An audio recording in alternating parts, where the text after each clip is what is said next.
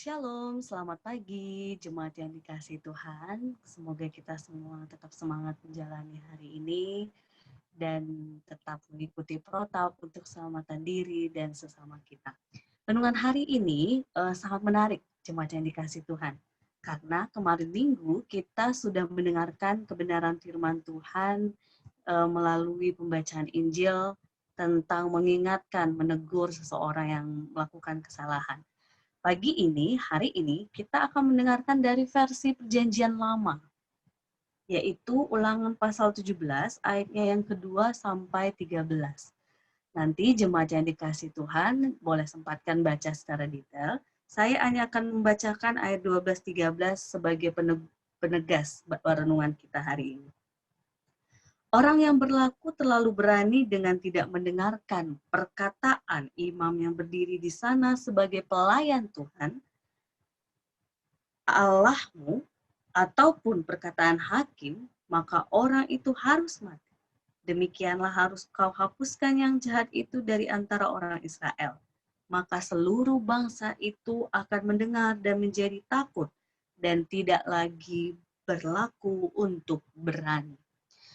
Jadi jemaat yang dikasihi Tuhan, kalau kita lihat bacaan hari ini dengan konteks bacaan Injil yang minggu kemarin di khotbah, akan terasa kok ini beda ya Mbak Aban, beda dalam arti di bacaan Injil Tuhan meminta kita untuk bertahap, tetapi setelah itu bagi yang mereka tidak mendengarkan, kita diminta menganggap mereka adalah, masih ingat jemaat yang dikasih Tuhan?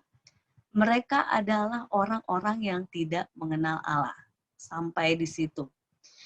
Tapi di bacaan perjanjian lama ini, Ulangan 17, kita melihat Tuhan justru meminta orang-orang untuk menghukum mati mereka. Ini yang pasti jemaat yang dikasih Tuhan kok bisa beda Mbak Aban gitu ya.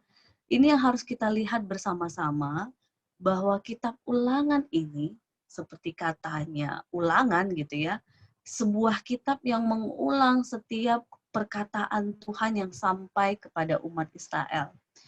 Namun, walaupun dikatakan mengulang perkataan Tuhan, orang-orang diminta untuk menafsir, melihat secara sungguh-sungguh, bukan sekedar dengan keinginan sendiri, tetapi dengan hikmat Allah. Nah, dan kita perlu mengkritisinya. Bagian ini tampaknya sesuatu yang justru ketika orang-orang ahli Taurat Farisi membaca ini, akhirnya membawanya secara gamblang, membawanya secara harafiah, bahwa setiap orang yang melanggar, maka dia harus dihukum rajam. Padahal konteks perjanjian lama yang ulangan kita baca ini untuk mereka yang menyembah berhala, menyembah Allah yang lain gitu ya. Bukan berarti pada akhirnya semua yang hal-hal sederhana akhirnya juga dilakukan sama gitu. Walaupun tahapan yang dilakukan dalam ulangan ini sama dengan Injil, tetapi pada akhirnya eksekusinya berbeda ketika ditafsirkan oleh orang-orang di masa selanjutnya termasuk zaman Yesus. Nah, yang menarik berikutnya jemaat yang dikasihi Tuhan, walaupun berbeda eksekusi ataupun penerapan akhirnya, tetapi sebenarnya tujuannya adalah sama. Kenapa saya bilang tujuannya sama?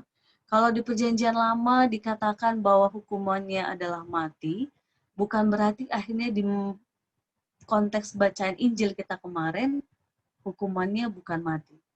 Tetapi hukuman mati di sini bukan secara jasmani kita memperlakukan mereka dengan melempar dan sebagainya, tetapi ketika Yesus mengatakan anggaplah mereka orang yang tidak mengenal Allah, ini kuat dengan konsep warga kerajaan Allah yang kita dengarkan dan pelajari bersama-sama beberapa waktu yang lalu.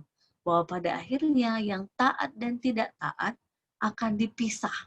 Mereka yang tidak mengenal Allah, mereka yang tidak taat, mereka akan dibawa ke sebuah kebinasaan ataupun maut.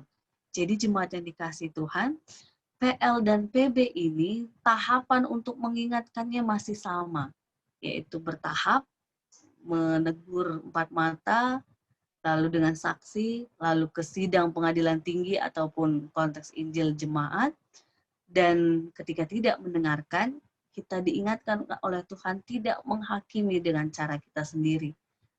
Karena pada akhirnya juga Tuhan yang berdaulat untuk menghukum mereka atau memberikan kebinasaan kepada mereka.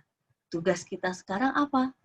Tugas kita sekarang, kita berusaha untuk taat kepada Tuhan, berusaha untuk mengingatkan satu dengan yang lain dengan kacamata kasih, agar kita sama-sama berjalan dalam terang cinta kasih Tuhan. Ingat, jemaat yang dikasih Tuhan, kalau ada yang sedang tidak berjalan ataupun melanggar perintah Tuhan, 4 mata, saksi yang lain, lalu jemaat secara umum. Tuhan memampukan kita untuk saling mengasihi, menegur dalam terang cinta kasih Tuhan. Amin.